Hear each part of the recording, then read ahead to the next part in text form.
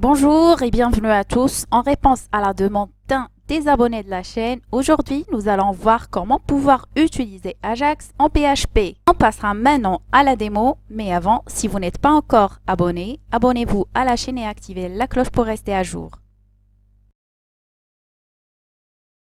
Nous allons réaliser des modifications sur notre interface client et par rapport à l'ajout d'un client, vous pouvez voir une liste des départements de France qui est chargée. Pour l'instant, la liste des villes n'est pas encore remplie, mais grâce à la technologie Ajax, une fois que je vais choisir un département, la liste de ces villes sera chargée sur la liste déroulante des villes, sans avoir à recharger la page. Donc ici, comme vous pouvez voir, sur la partie conception de notre projet, il y a deux nouvelles tables. Nous avons la table Ville de France et la table département que nous n'avons heureusement pas à avoir les taper, les créer nous-mêmes. Nous allons les importer depuis un site web. Je vais en parler par la suite et c'est parti. Alors pour ce faire, nous allons taper sur Google Ville-France SQL. Vous pouvez tout de même télécharger en CSV. Donc sur le deuxième lien, on va cliquer et puis voilà, vous trouvez ici en bleu les liens afin de télécharger les villes de France ainsi que les départements. Une fois que c'est fait, nous allons nous rendre sur notre PHP MyAdmin.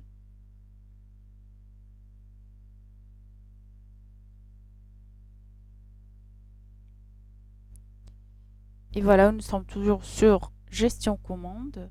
On va cliquer sur l'onglet Importer et essayer d'importer nos fichiers. On va commencer par département.sql. Et voilà, cliquez sur Exécuter. Une fois que c'est fait, nous allons aussi importer notre table des villes de France par la même manière.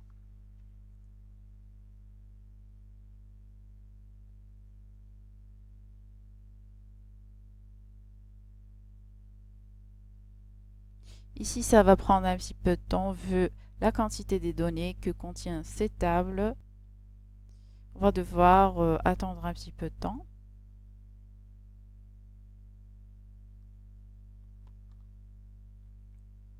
Donc voilà, c'est importé. Vous pouvez déjà voir les données sont affichées ici. Alors on va changer le nom de notre table, enlever Free, laisser juste Ville-France et exécuter. Donc c'est fait.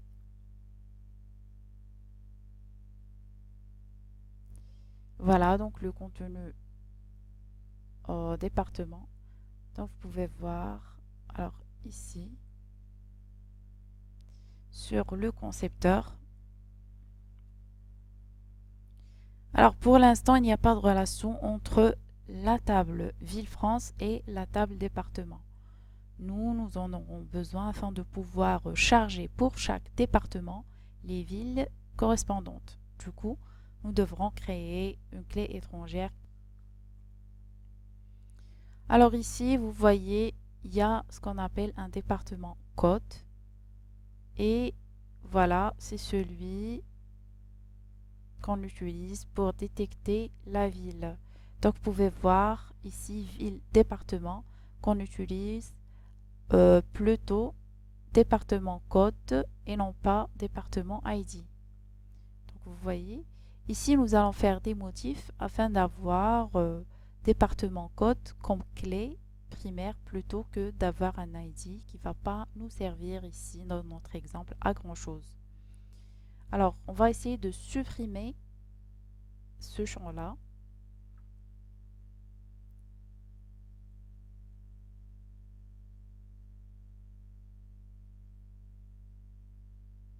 Alors sur département code, on va décocher nul parce que on va mettre ce champ sous forme de clé primaire. On va enlever cet index Et voilà, sur plus, nous allons cliquer sur primaire afin de l'avoir comme clé primaire. Il est de type varchar 3.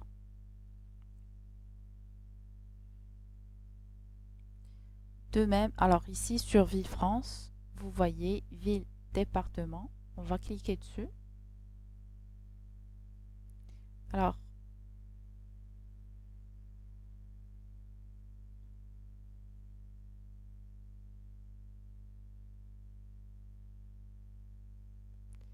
afin de pouvoir lier les deux tables entre elles, on doit avoir le moteur de stockage InnoDB plutôt que celui qui est utilisé là.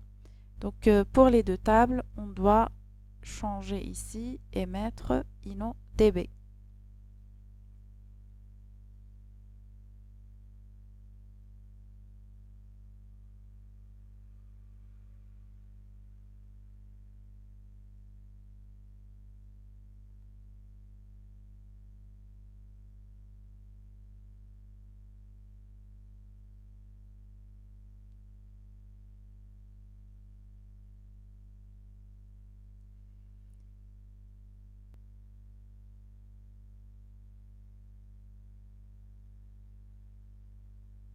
Alors c'est fait. Donc ici sur la table Ville France, on va y aller voir notre champ ville département. Alors ici il est marqué comme nul. On doit changer ici pour décocher plutôt nul. Il est sur varchar 3 aussi. Donc ils ont le même type. On va enregistrer. Maintenant, on va y aller sur le champ ville-département et essayer de supprimer l'index correspondant.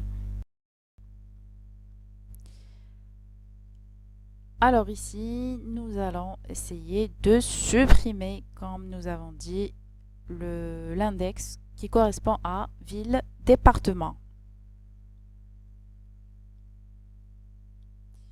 Passons maintenant à la création de notre foreign key.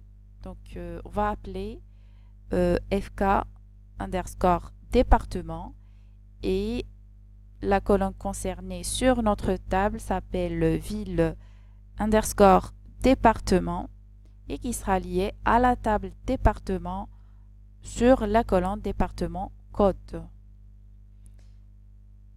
On va exécuter notre foreign key.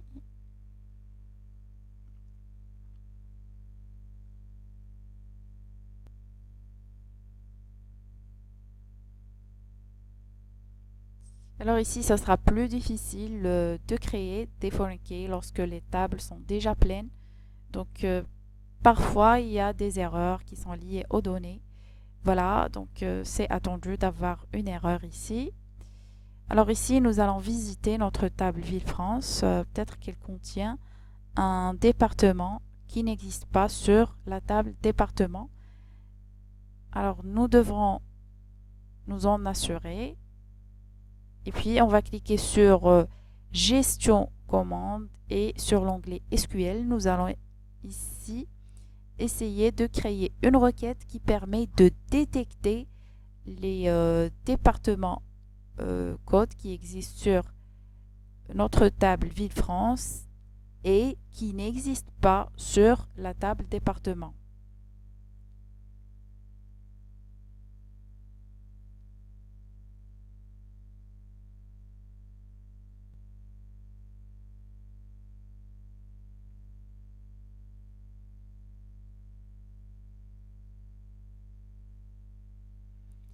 Alors, la requête est comme suivant. Select ville département from ville France where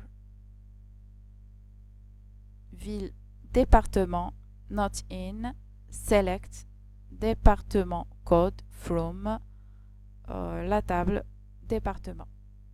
Donc ça va nous renvoyer au cas où il y a des codes département qui existent sur ville France et qui n'existent pas. Donc sur département, vous voyez qu'il y a 975. Alors ici, nous avons un code qui n'existe pas sur la table département. On va essayer de nous en assurer ici. On va y aller vers la fin pour voir. Ah, vous voyez que vraiment, nous l'avons ici vers la fin. Et ça n'existe pas sur la table département. On va y aller sur la fin aussi. On voit alors 976 et 974. Donc il n'y a pas 975. C'est ça. Donc ici, pour ne pas avoir des problèmes, on va essayer de le supprimer carrément. Et s'il y a bien sûr d'autres lignes, on va cliquer sur rechercher en haut sur Ville France et taper la ville département 975.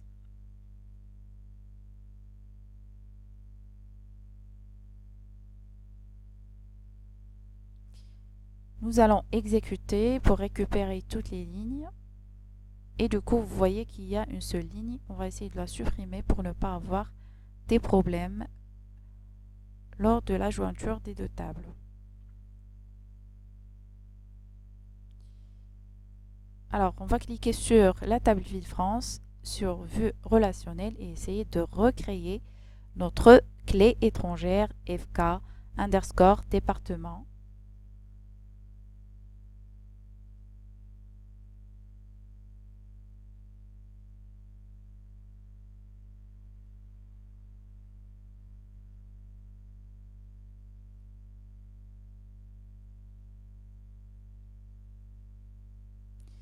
Ça prend, comme vous voyez, beaucoup de temps vu la quantité de données sur la table Ville France.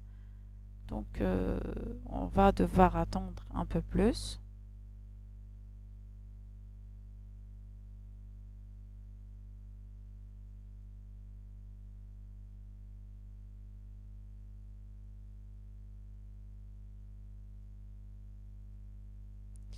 Et voilà, vous pouvez voir que la requête a été exécutée avec succès.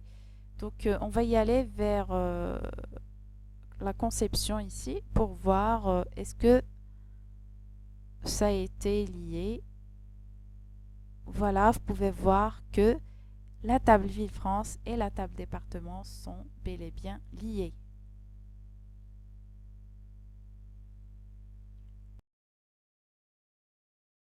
Nous devrons maintenant faire des modifs au niveau de la table client afin de pouvoir la lier à la table Ville France.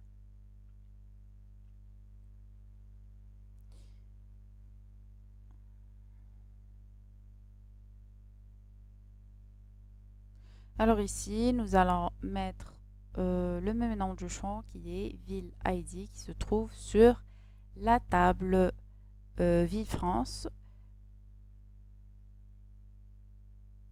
Et nous devrons mettre le même type ici. Donc il s'agit d'un medium int. Donc nous devrons choisir le type medium int aussi et supprimer la taille.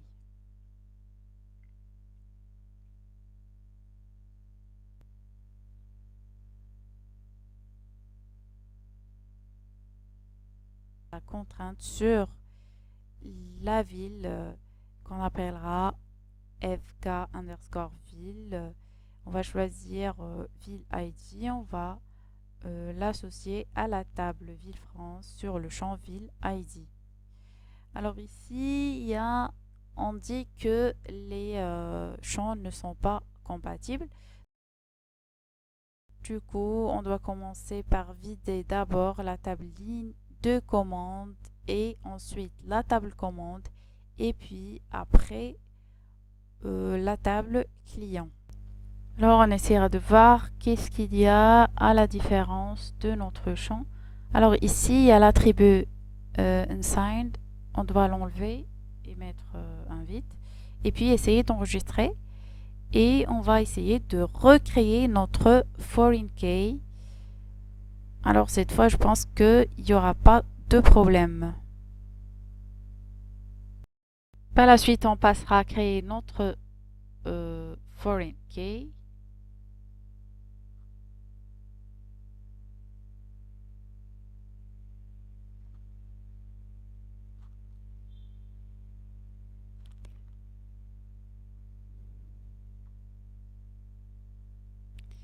Et voilà, ça a été exécuté avec succès. C'est au niveau de cette interface que nous allons réaliser les changements. Donc, nous allons mettre à la place du téléphone département et ville et à la place de ville téléphone. Du coup, nous allons réaliser sur notre page addclient.php des modifications.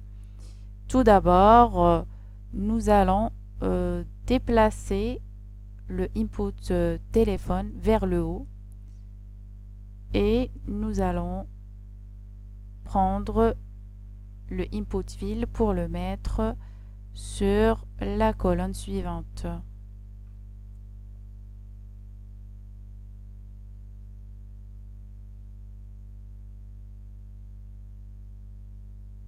Alors ça va être plutôt un select. Nous allons mettre select et puis fermer la balise select.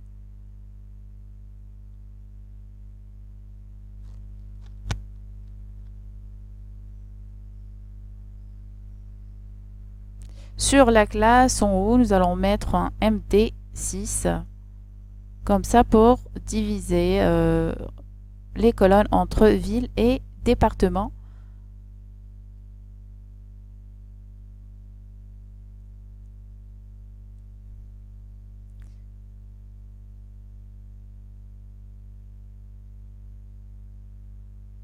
Nous allons ici mettre le département et voilà, choisir comme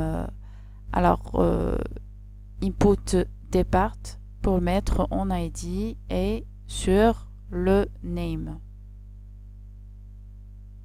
Donc voilà, on va essayer de voir ce que ça va donner sur notre interface et on va actualiser et du coup vous voyez département et vide qui sont sur la même ligne. Et voilà. Nous allons maintenant ajouter des options à nos selects afin d'informer l'utilisateur qui doit en premier d'abord sélectionner un département, ensuite une ville qui sera chargée parmi les villes qui appartiennent à ce département.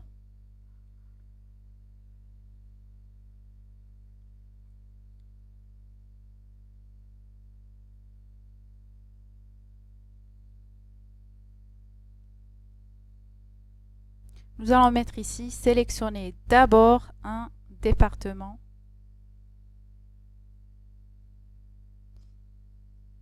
Et voilà ce que ça va donner sur notre interface. Maintenant, nous aurons besoin de créer une autre requête qui permet de sélectionner les noms des départements qui existent sur notre base de données. Donc, une requête qui sera très simple, un select from département. Et puis, on va préparer une autre requête et puis l'exécuter. Pour ne pas avoir de confusion, nous allons mettre $query 2 et $PDOStatement2. Donc, sans oublier de mettre $query 2 qui est entre parenthèses de la méthode prepare. Donc, je vais la rectifier après. Et ici, nous allons mettre notre boucle while qui permet de faire un fetch depuis les lignes de la requête de notre option et d'avoir les noms des départements qui seront à l'intérieur de la balise option.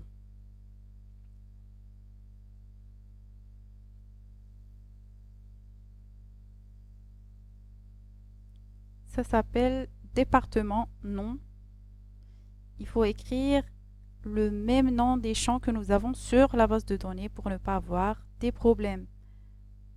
Et bien sûr, ne pas oublier de fermer notre boucle while.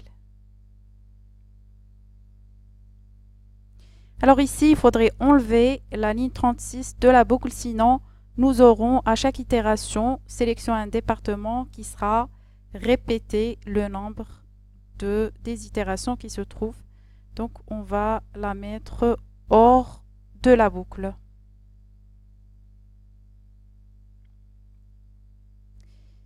Donc voilà, essayons de voir ça sur notre interface.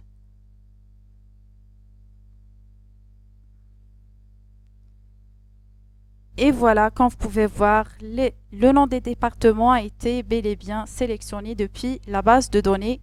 Et là maintenant, on va utiliser la technologie Ajax. Ajax is synchronous JavaScript and XML. Ce n'est pas un langage de programmation. On utilise simplement une combinaison d'un objet intégré au navigateur XML HTTP Request pour demander des données à un serveur web. JavaScript et HTML DOM pour afficher ou utiliser les données. Ajax est un non-trompeur. Les applications Ajax peuvent utiliser XML pour transporter des données, mais il est tout aussi courant de transporter des données sous forme de texte brut ou de texte JSON.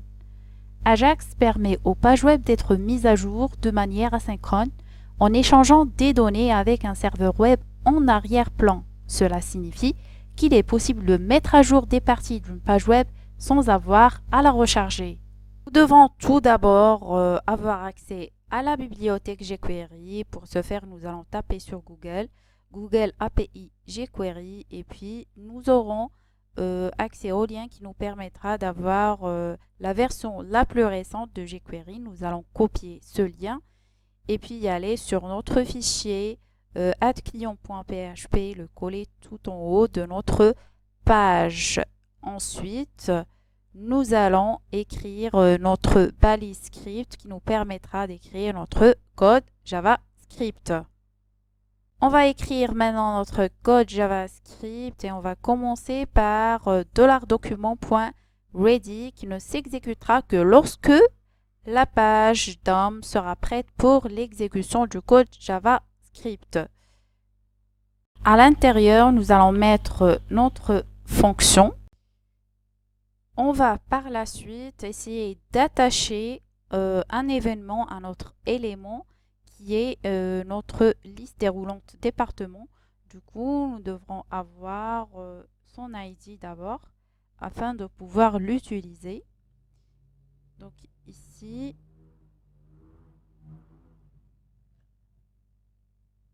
nous allons mettre notre input département à part un dièse, bien sûr, pour alors détecter l'ID. Et puis, on va se baser sur la méthode jQuery on qui permet d'attacher, comme j'ai dit, un événement à notre élément. Donc, l'événement, c'est change parce que à chaque fois qu'on change sur la liste déroulante, alors ici, il y a une fonction qui va se déclencher à chaque changement. D'accord? Donc, par la suite, le contenu de cette fonction, nous allons l'écrire.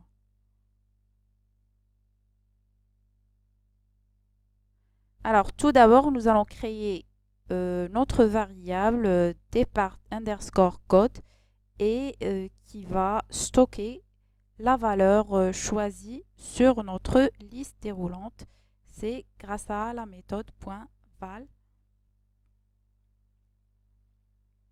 Ici, nous allons procéder à un test par rapport au contenu de notre variable. Si la variable existe, et nous allons mettre un else si notre variable n'existe pas, c'est-à-dire qu'il n'y a pas de contenu sur la liste déroulante.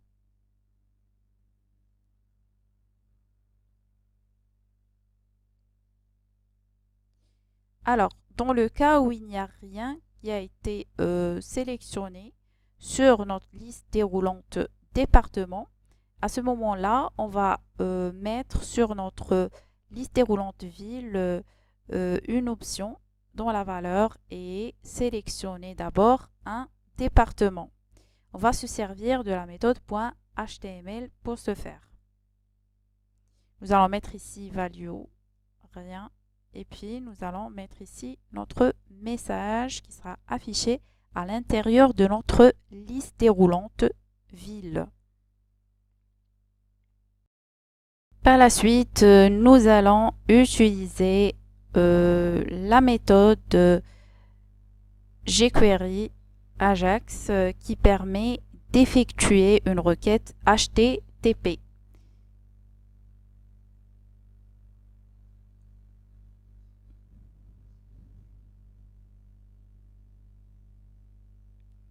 Alors, elle contient quelques paramètres, à savoir le type, l'URL,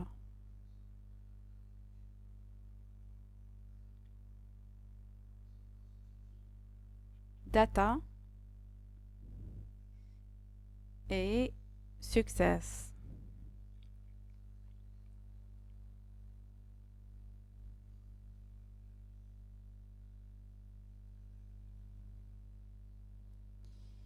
Par rapport au type, nous allons utiliser post.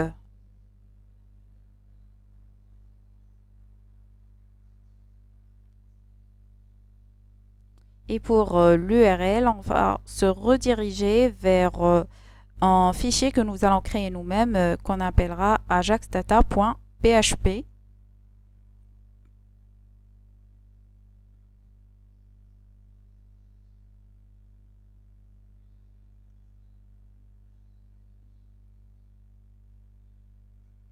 Et concernant les données qui seront envoyées, donc ici, nous allons notre paramètre qui est départ underscore code, c'est ce que nous allons l'appeler, et qui aura la valeur départ underscore. Alors ici, code que nous avons détecté lors du choix sur la liste déroulante département. Et puis ici, au cas où, alors tout marche bien, donc ici nous allons créer notre function qui aura comme paramètre la réponse. Alors ici, on va essayer d'intégrer la réponse, alors comme contenu HTML sur notre liste déroulante ville.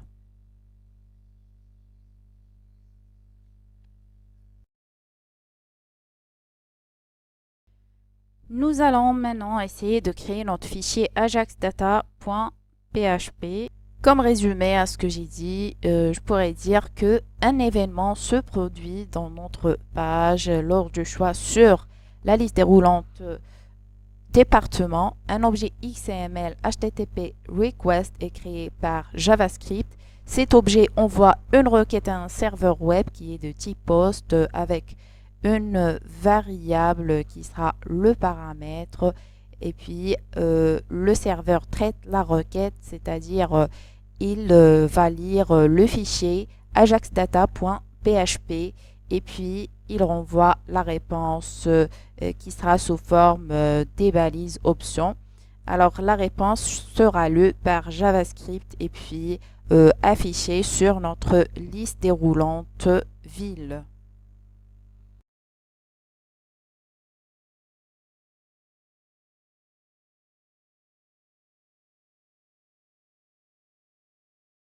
On va se baser sur ce qui a été envoyé. Il s'agit alors de la variable départ code et on va tester si cette variable n'est pas vide. Du coup, on va essayer de créer notre requête et qui aura comme paramètre le département code choisi par l'utilisateur. Donc ici, sur notre requête, nous allons écrire select étoile from et nous allons mettre ici la ville. Notre table s'appelle ville underscore France, juste pour nous assurer. Donc c'est ça, on va essayer d'avoir. Alors c'est ça notre paramètre, c'est ville underscore département. D'accord? Donc on va mettre ici le nom de notre table et la condition, ça va se porter sur ville underscore département.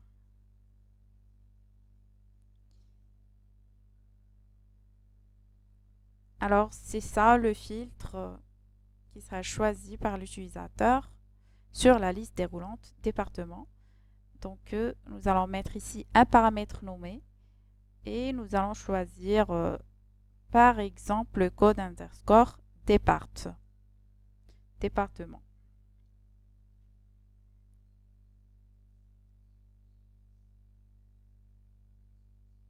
Alors ici, on ne pourra pas utiliser notre variable $PDO. Par contre, alors ici, comme vous pouvez voir, la création de l'objet $PDO se fait sur le fichier main.php. Du coup, nous devrons l'inclure sur notre fichier afin de pouvoir utiliser notre objet $PDO.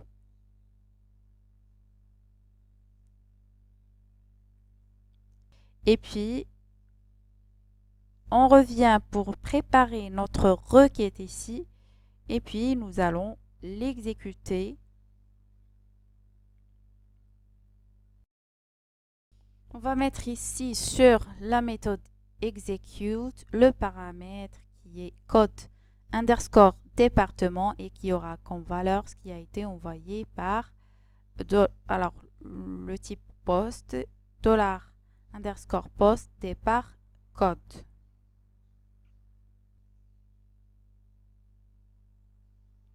Par la suite, nous allons parcourir les données qui se trouvent grâce à la méthode fetch et puis mettre une boucle while pour ce faire.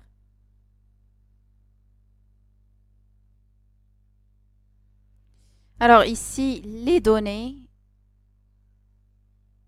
seront options entre les deux balises option et slash option et ça va être le nom des villes et bien sûr nous allons mettre ici sur value les ID des villes et entre les deux balises nous allons mettre les noms des villes. Alors c'est ça qui va être mis sur la response que nous avons mis sur notre code.js. Donc c'est ça la réponse, ça va être sous cette forme. Ça va être des balises et grâce à la méthode HTML que nous avons utilisée, du coup ça va se traduire en HTML et ça va se mettre sur la liste déroulante des villes.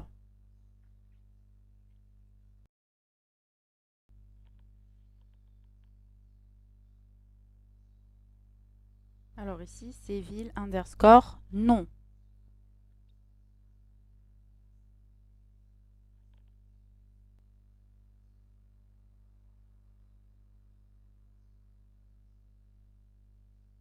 Par la suite, nous allons effacer notre requête de la zone mémoire grâce à la méthode closeCursor.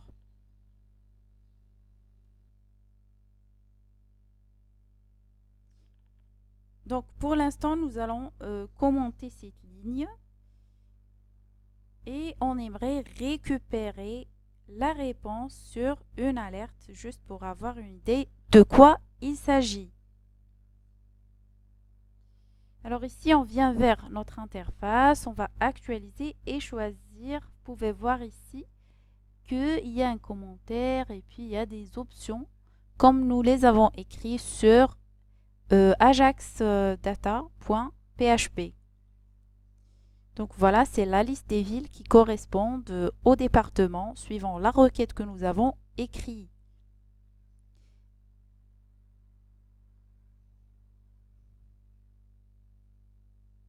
Si on aimerait chercher alors les villes de ce code de département, juste pour nous en assurer. Donc ici, nous allons mettre sur la recherche, on va choisir ici ville underscore département et mettre un 5 et on va essayer d'exécuter. Ça donne rien. Nous avons oublié un 0 parce que c'est écrit 0,5. Nous allons réessayer la recherche et mettre cette fois un 0,5 et exécuter de nouveau. Vous pouvez voir, voici le nom des villes comme c'est indiqué sur notre alerte.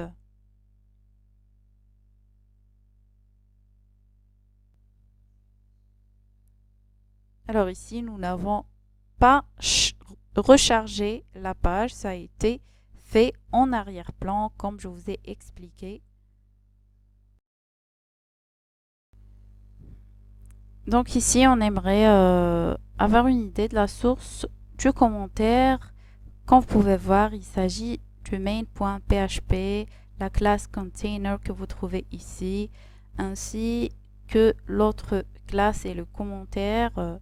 Donc ici, c'est le contenu de ajaxdata.php qui a été exécuté en arrière-plan.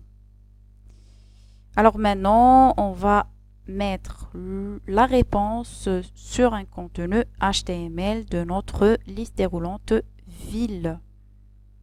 On va actualiser et alors ici, choisir un autre département. Comme vous pouvez voir, la liste des villes a été bien chargée.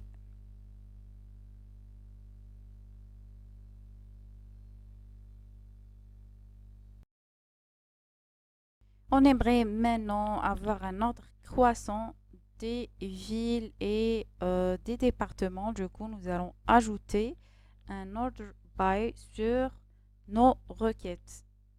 Comme ça, nous aurons un tri suivant la première lettre alphabétique du nom de la ville.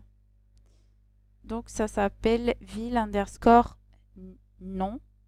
D'accord? Et nous allons mettre un ordre croissant, c'est ascendant, ASC.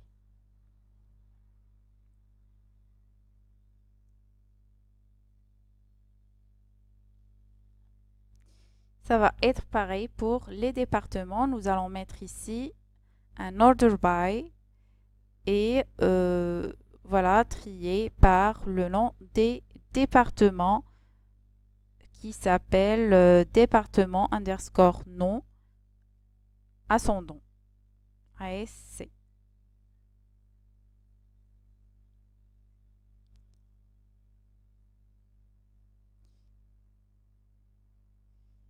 Et voilà, nous allons ici tester notre interface. Et vous pouvez voir que ça a été trié en ordre croissant.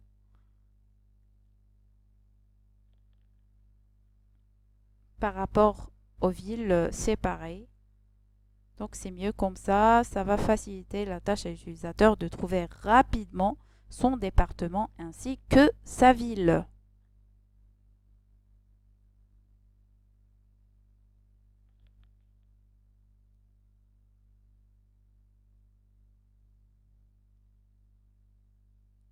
Maintenant, on aimerait ajouter un client. Alors, d'après les changements que nous avons effectués sur notre table client, nous avons un champ qui est ville underscore ID qui doit être inséré. Et du coup, nous allons le changer ici. C'est ça le seul changement que nous avons sur notre requête.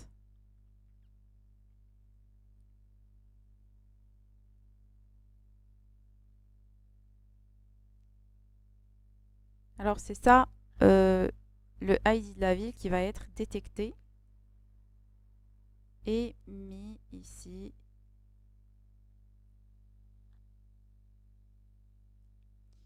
Alors ici, nous allons tester l'ajout. Est-ce que ça marche?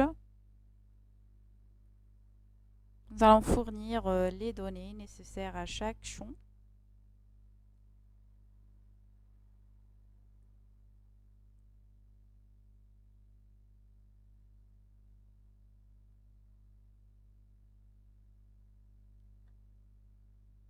Choisir un département et bien sûr une parmi les villes.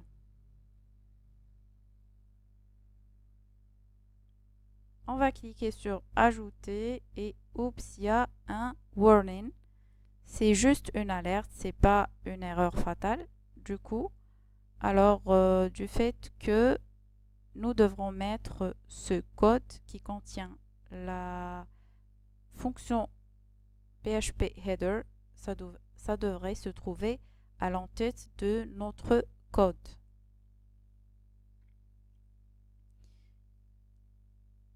Donc ça va résoudre le problème sans, voilà, sans problème ici. On va essayer d'actualiser et voilà, ici il y a une autre erreur sur la page client.php du fait que nous n'avons pas renseigné le bon champ sur notre data table. Alors ici, nous devrons mettre ville underscore ID. Et si on actualise, c'est parfait.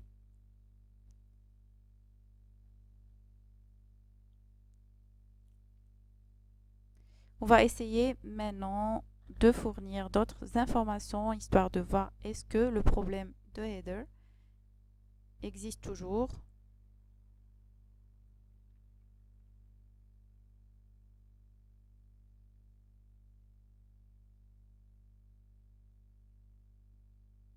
On va cliquer maintenant sur le bouton ajouter et voilà, donc il n'y a pas de souci ici, juste histoire de nous assurer, voilà, donc c'est ça la ville que nous avons choisie et c'est ça le département que nous avons aussi choisi.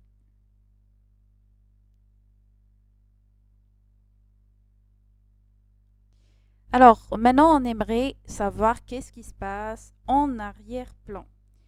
Il est possible d'avoir une vision ici grâce à l'onglet Network qui contient XHR qui est XML, HTTP request, l'objet qui nous a permis d'envoyer les données du navigateur vers le serveur en arrière-plan. Alors ici, on va essayer de remplir les champs et une fois qu'on choisit un département, on va voir qu'est-ce qui va se passer sur cet onglet.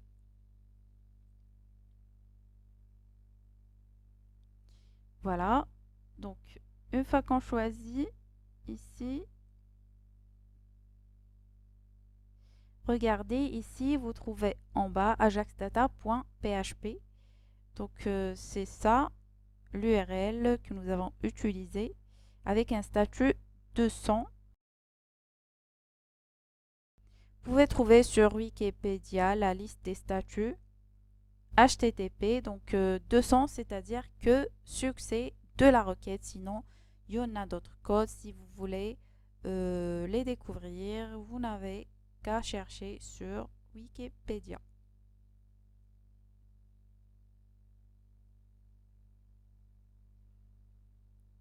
Donc ici, si on cliquera sur Ajax, vous voyez header, ce qui a été envoyé. Donc on va essayer, voilà, de monter un petit peu en haut. Et vous pouvez voir ici le type request method post que nous avons utilisé. Vous allez trouver ici en bas l'objet que nous avons utilisé, c'est XML HTTP request. Alors la réponse c'est ça, ce qui a été sur response.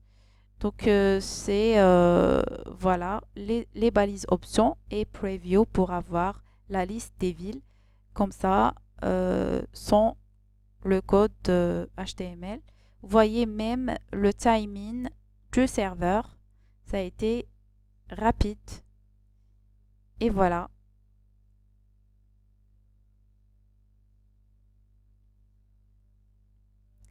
Alors maintenant, sur notre interface client, on aimerait ajouter des informations. Alors l'ID ville n'est pas vraiment professionnel d'avoir l'ID ville. Par contre, c'est plus significatif d'avoir le nom du département et le nom de la ville. Du coup, sur notre requête, nous devrons avoir les trois tables et bien sûr mettre les jointures entre les tables afin d'avoir ces informations.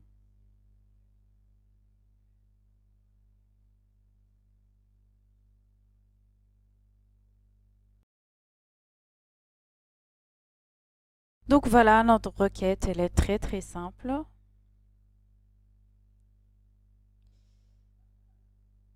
Et voilà, donc sur la boucle while, nous allons mettre Alors, avec département, département underscore non. Et pour la ville, nous allons mettre ville underscore non.